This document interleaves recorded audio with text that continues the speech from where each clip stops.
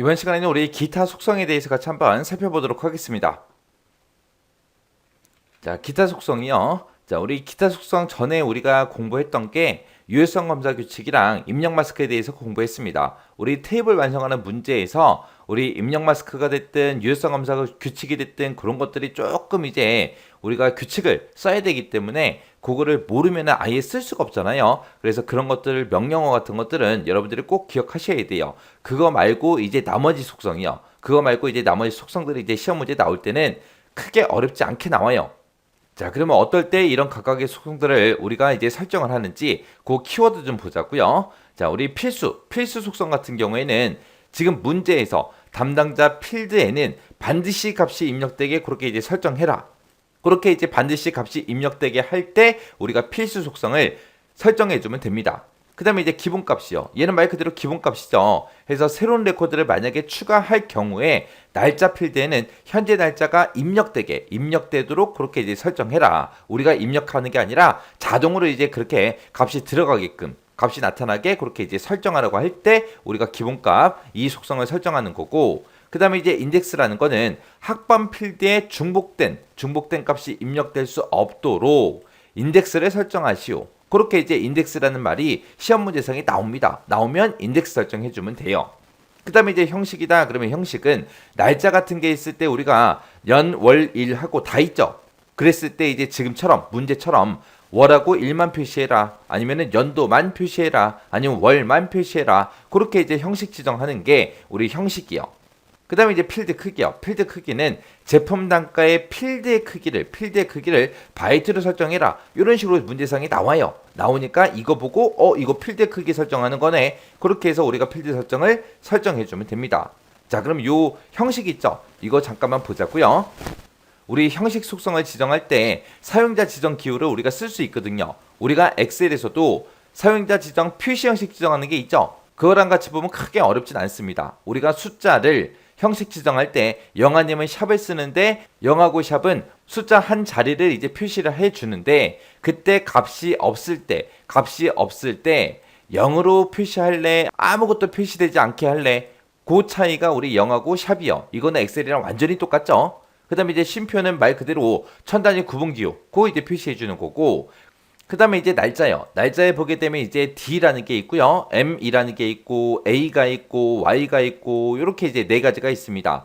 D 그러면 D는 2를 대신해 주는 거죠. 그때 이제 D를 한 번 쓰냐, 두 번 쓰냐, 세 번 쓰냐, 네 번 쓰냐에 따라서 조금씩 바뀌어요.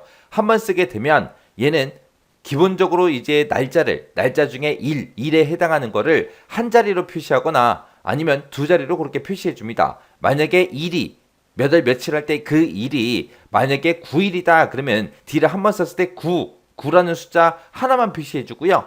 만약에 15일이다 그러면은 원래 숫자가 15이기 때문에 두 자리이기 때문에 두 자리로 그렇게 표시해 줘요. 만약에 일이 한 자리일 때 1일이다, 2일이다, 3일이다, 4일이다, 5일이다 해서 9일까지가 한 자리죠. 그럴 때는 그냥 한 자리로 그렇게 표시해 줘요. 그 다음에 이제 DD를 두 번 쓰게 되면 우리 1일부터 31일까지 그렇게 이제 날짜가 있을 때 원래 일이 한 자리라도 1부터 9까지 한 자리인데 한 자리더라도 이렇게 무조건 두 자리로 그렇게 표시해 줍니다. 01일이다, 02일이다, 03일이다, 04일이다 해서 무조건 숫자 두 자리로 그렇게 이제 표시해 주는 게 DD. 그 다음에 이제 D를 세 번 쓰고 네 번 쓰게 되면 얘는 이제 요일을 표시해 줘요. 요일을 표시해 주는데 DDD 하고 세 번 쓰게 되면 이제 요일의 약자 영어로 이제 그렇게 표시해 주고, 그 다음에 DDDD 하고 네 번 쓰게 되면 썬데이부터 시작해서 세러데이까지 이렇게 이제 풀네임 완전한 요일 이름을 전부 다 이제 표시해 줍니다. 그 다음에 이제 M이요. M은 월을 대신해 주는 거죠. 월을 대신해 주는데 그때 이제 M을 한 번 쓰고 두 번 쓰고 그렇게 해요. M을 한 번 쓰냐 두 번 쓰냐 그거는 D를 한 번 쓰냐 두 번 쓰냐 그거랑 똑같아요. 월이 지금처럼 1월달부터 12월달까지 있는데 1월부터 9월까지는 원래 숫자리가 한 자리죠. 그때 M을 한 번만 쓰게 되면 한 자리로 표시해줘요. 1월달부터 9월달까지 한 자리로 표시해주고, 만약에 10월달, 11월달, 12월달에서 원래 두 자리일 때는 두 자리로 그렇게 표시를 해줍니다. 근데 M하고 M을 두 번 쓰게 되면 01월부터 시작해서 12월까지 무조건 숫자 두 자리로 그렇게 이제 월을 표시해줘요.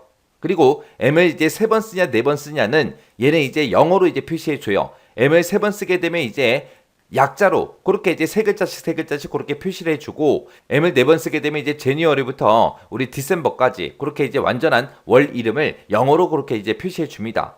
그 다음에 이제 A요. A를 이제 이렇게 3번 쓰냐 4번 쓰냐 그거는 요일을 이제 대신해 주는데 A를 3번 쓰게 되면 이제 요일을 일요일부터 토요일까지 1토 하고 한 글자씩 한 글자씩 그렇게 표시해 주고 A를 4번 쓰게 되면 일요일부터 시작해서 토요일까지 그렇게 이제 세 글자씩 세 글자씩 표시를 해 줍니다. 그 다음에 이제 Y요. Y를 이제 쓰게 되면 Y는 보통 이제 연도를 대신해 주는 거죠. 근데 Y를 한번 쓰게 되면 1년 중에 그 일을 이제 표시해 주고요. 그 다음에 Y를 2번 쓰게 되면 이제 연도를 두 자리로 그렇게 표시해 주고 Y를 4번 쓰게 되면 연도를 이제 4자리로 그렇게 이제 표시를 해 줍니다. 그 다음에 이제 H라는 글자가 나는데 H라는 거는 이제 시간을 표시해 주는 거예요. 그때 이제 H 하나를 쓰냐, 2개 쓰냐, 거기에 따라서 이제 2자리로 표시하냐, 한 자리로 표시하냐, 그거요.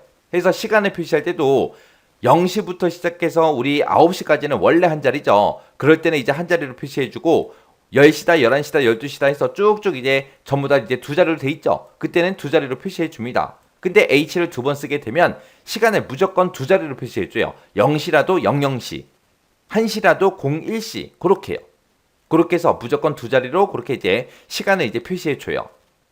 그래서 여기 있는 이 사용자 지정 기호 같은 경우는 엑셀과 매우 흡사하기 때문에 크게 어렵진 않을 거예요.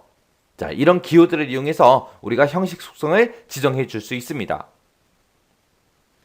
그 다음에 이제 우리 기타 속성에 보게 되면 이제 IMD 모드라는 게 있는데 IMD 모드라는 거는 우리 자판 상태를 변경할 때 우리가 사용을 합니다. 해서 문제에 보게 되면 등급이라는 필드가 있는데 이 등급이라는 필드에 포커스가 이동하게 되면 입력기가 0숫자 반자가 되게 그렇게 이제 설정하시오. 이런 문제가 나왔을 때 우리가 IMD 모드를 설정해 주면 됩니다. 아니면 등급이라는 이 필드로 포커스가 이동이 됐을 때 한글이 입력되게 하세요. 영어가 입력되게 하세요. 그렇게도 이제 문제가 나와요. 그럴 때 이제 우리가 IMD 모드 속성을 설정해 주면 됩니다. 그 다음에 이제 빈 문자열 허용이라는 게 있어요. 이 빈 문자열 허용은 문제상에 나옵니다. 학점이라는 이 필드가 있는데 이 필드는 빈 문자열이 허용되지 않도록 설정하시오. 이런 식으로 빈 문자열을 허용하고 이 글씨가 문제상에 써 있어요.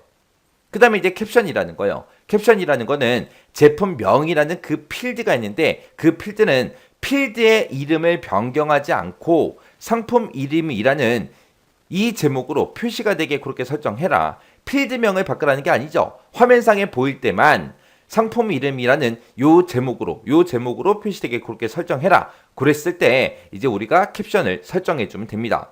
그 다음에 이제 테이블 정렬 기준이요. 테이블 정렬 기준은 테이블 안에 보게 되면 이제 여러 개 데이터가 있는데 그 테이블을 이제 정렬할 때 우리가 사용하는 거예요. 얘네 이제 테이블을 열면 학번이라는 이 필드를 기준으로 오름차순 정렬되어 표시되게 설정해라. 그렇게 나올 때 우리가 테이블 정렬 기준을 우리가 변경시켜주면 돼요. 그때 이제 테이블 정렬 기준은 우리가 특정 필드에서 하는 게 아니고요.